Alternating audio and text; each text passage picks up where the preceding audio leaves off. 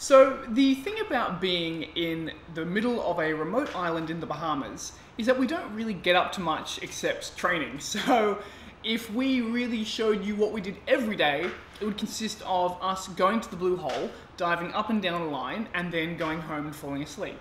So, but in the meantime, we have actually done a bit of exploring of this island, and so we wanted to show you a few spots that we've been to. We found this incredible shipwreck.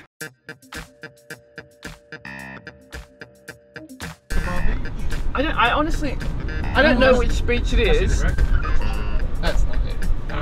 We go. Okay, so let me see. Okay. Alright, turning around again. Just check another road. We made it! The wreck is on the Atlantic side of the island, and we think it might be an old fishing trawler. It sits like stuck out of the water in about maybe 2 or 3 meters of water, 2 or 3 meters deep.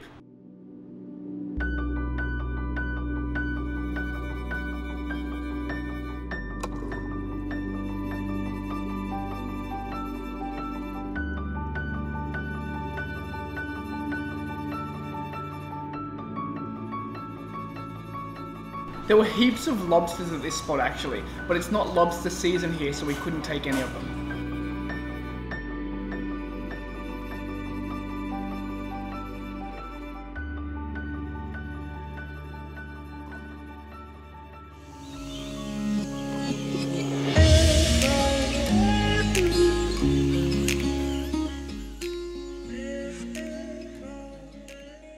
Besides exploring, Adam's been doing a lot of training.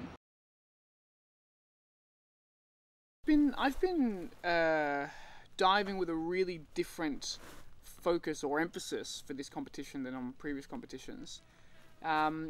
Basically, this competition I'm making a point to progress really slowly in my training. I'm making a point to be focused on how the dives feel rather than what depth I'm hitting. Because in the past, for the past few competitions I've been to, my primary goal has just been like, sit the line at the next depth and reach the bottom, turn around, come back up, with very little consideration to how those dives actually felt. And I suppose I've been diving like that for years, and it's only now that I'm starting to like pay the price for it, because you know, I have such a big memory bank of dives that felt terrible, and so you start to go into your deep dives and you're not thinking, oh, this is going to be great. You're like, all right, this is going to be hell, but we're going to get through it. So I'm trying to reprogram myself. I'm trying to build up a positive memory bank of good dives. I'm trying to go into my dives looking forward to the actual experience, because the truth is that that deep dives like feel incredible. It's just that I was probably pushing myself for many years beyond the point where I was actually ready to go at the time. The deepest dive I've done since I arrived in the Bahamas was to 101 meters, and my PB is 106. And as I start to get down deeper towards my PB, I feel like I'm kind of encountering like a few more demons down there, if that makes sense, because on those deeper dives, that's where my memories are saying, oh no, this wasn't good. And so, for example, yesterday I attempted a dive and just turned early before I reached the bottom, because you know, I was going down anticipating that it would feel bad. But you know, I came back up, relaxed, got my head straight, went back the next day, and I had a beautiful dive to 101 today, and it felt great, and I felt happy doing it. I wasn't like, you know, you're always a little bit nervous, right? But I wasn't like very nervous going into it or anything along those lines. So I feel like huge progress has been made, and I feel very, very good about like where I'm at in general.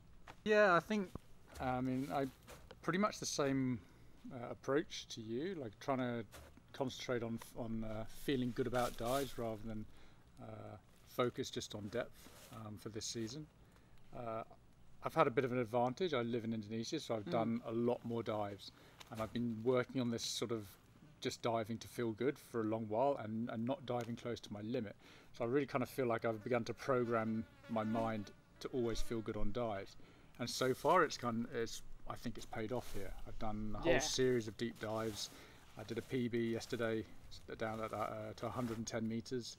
So like since being here, I've done 101, 105, 108. Actually, 105 and 108 didn't feel so good, but you know, it's moving in the right direction. Now, obviously, we go into the harder part, which is the competition phase. Everything can have felt can have felt all right up to this stage, but you know, the mental problems that you can have approaching a competition are different, obviously, than from training. So, pretty happy with where we're at, sort of 1 week out. Yeah, hopefully we'll be able to carry it on into the actual competition dives. We have momentum, Mike. I know. No, it's going to be good. I'm pretty pumped about it. Perfect. This next place that we check out is pretty cool. It's called the Shrimp Cave. We're going on an adventure to the Shrimp Cave, only we forgot to fill the car up, so we haven't got enough petrol. However, there is a petrol station open on the way, except that we also forgot our wallets, so we can't pay for it. To get to the Shrimp Cave, you first have to find this really old abandoned church. Probably the oldest building in the Bahamas. It was built in the 1600s by the Spanish. It might not be the oldest building, but it's definitely the oldest church in the Bahamas. This is the church.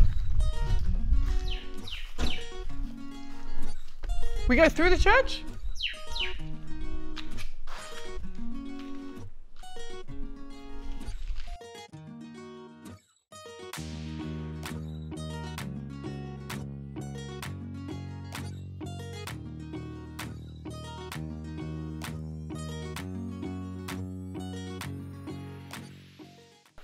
This is the pond. Oh baby, go on. I'm a little worried it's going to be cold because it's fresh water in a limestone cave, so it's probably going to be freezing. Oh, is that a wetsuit you've got there, Mike? Yes, but not because of the cold. I don't believe you. Because I want photos in the wetsuit. He wants to have glorious hero shots in the beams of light.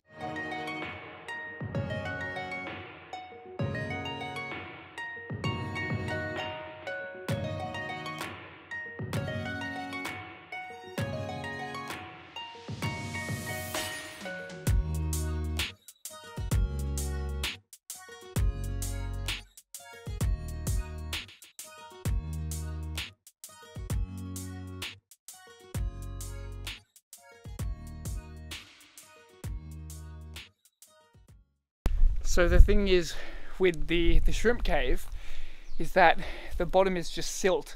So you really only get like a short window in there where you can like film or take photos or just be in there until the silt gets stirred up and it's just a big muddy mess. So we destroyed the cave.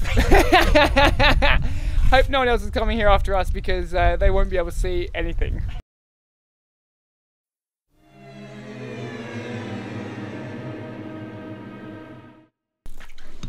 How was your cave experience? Good. Very good, until you told me that there was a secret tarantula cave at the back. There is a secret tarantula cave. Did you see any tarantulas? No, thank God. But I don't stress because I know you, so it's just annoying. This is where we come and hang out on our rest days and drink lots of coffee. This is not true. We are here every day drinking lots of coffee, aren't you? Not just on the rest You're at days. home resting. Sorry, you're a pussy. I like how she said this is how where you should come and drink heavily, and then she paused, so you can edit that into like anything that you want.